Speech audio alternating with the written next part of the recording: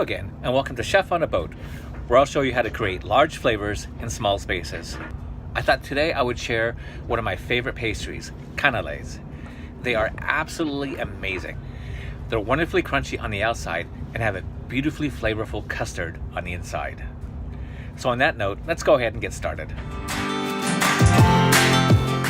Because we're baking today, I'm showing the ingredients by weight in addition to volume. That's because with baking, measuring ingredients by weight is really the only way to get consistent results.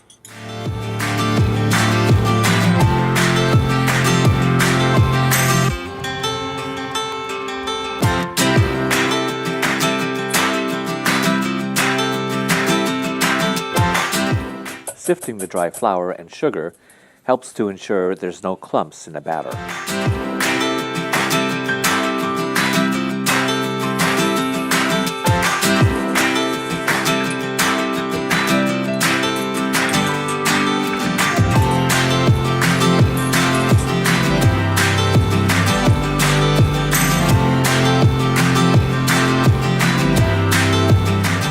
Mix the eggs gently with a fork before pressing through the strainer.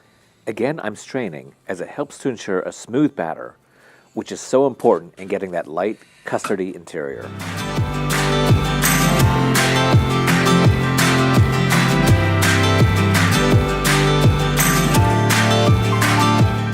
And the final strain before it goes into the fridge to rest. I know it seems like a lot of straining, but it really makes a difference in the quality of the canelé.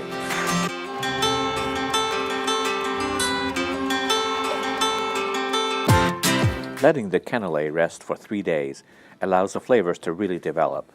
You could shorten the resting time to 2 days, but I wouldn't make it any shorter than that. These really need time to bring out the depth of flavor.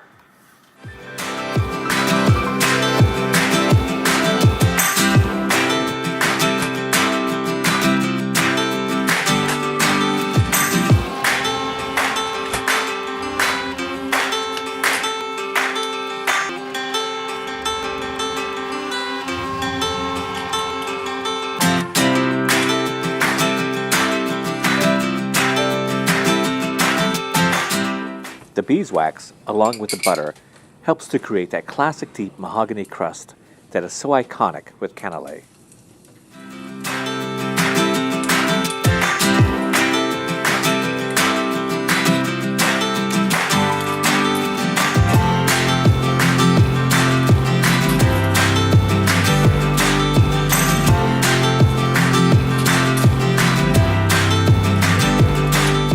Some people say to use cooking spray instead of beeswax and butter, but it just doesn't give that crunchy experience that really defines a canelé.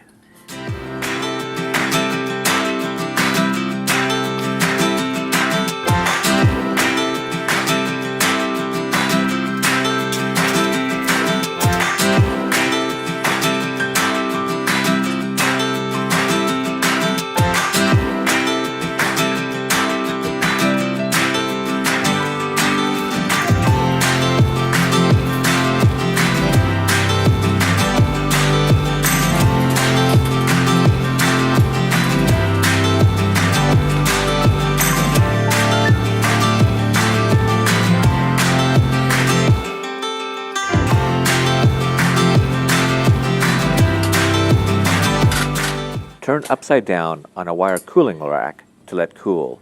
They should come out easily, but if they don't, a quick tap should free them from the molds.